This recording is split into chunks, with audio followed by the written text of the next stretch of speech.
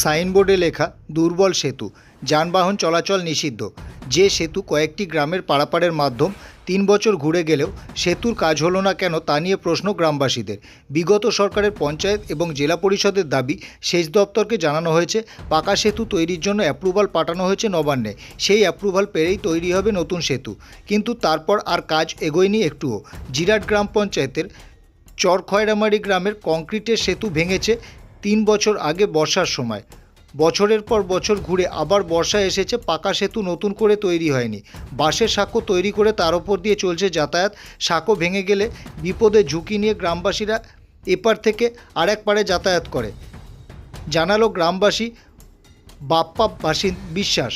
গ্রামবাসীদের সমস্যায় পড়তে হচ্ছে, মাল বহনকারী যান চলাচল করতে পারছে না, ফসল নিয়ে বাসের সাঁকো পেরোনো যাচ্ছে না, ফলে অসুবিধায় পড়ছে গ্রামবাসীরা।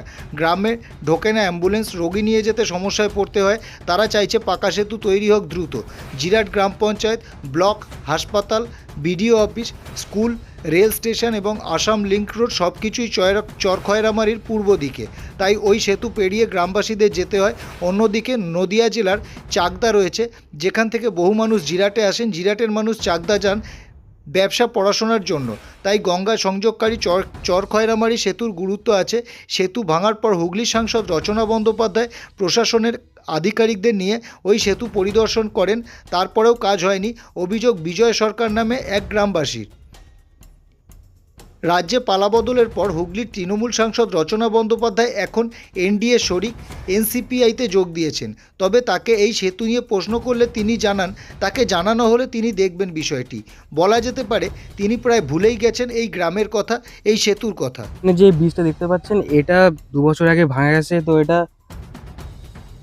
যে ওপাশে যে রাস্তাঘাটে যে মানুষজন আছে বা গঙ্গার ধারে ওই পাশে যারা আছে, যারা যাতায়াত করে, তাদের একমাত্র ভরসা এই ব্রিজটার উপর দিয়ে যাওয়া। এদিকে কোনো রাস্তা নেই। স্কুল কলেজ থেকে শুরু করে কোনো মেডিসিন বা বাজারঘাট থেকে শুরু করে সমস্ত কিছু এই রাস্তাতেই যেতে হবে, এই ব্রিজের উপর দিয়ে যেতে হবে। এটা ঠিক হওয়া অত্যন্ত জরুরি। পঞ্চায়েতের বিডিও, ডিএম, ওই রচনা সবাই এইখানে আসা যাওয়া করছে, স্যাংশন হয়েছে বলছে, কই কাজ হচ্ছে না। রচনা ভুলে যে, রচনা তো এমপির ব্যাপার, সে একবার এসে গেছে। বিডিও তো একবার না, বিডিও তো বারবার। এই তো প্রধান অমুক তমুক, এই সব খাওয়া খাওয়ার ব্যাপারে এই 2 বছর যাবৎ দৃষ্টি পড়ে থাকে। সেখানে আপনি আমার কাছে যদি আমাদের কাছে আমার কাছে যদি তারা আপনি ব্যবস্থা করেছিলেন যে ব্যবস্থা আমার কাছে যদি আবেদনপত্র জানানো হয়, আমাকে যদি আবেদন জানানো হয় যে ব্রিজটা করে দেবো, নিশ্চয়ই করে দেবো। আমি তো সবসময় বলছি আমি সবার জন্য আছি, সবার পাশে আছি।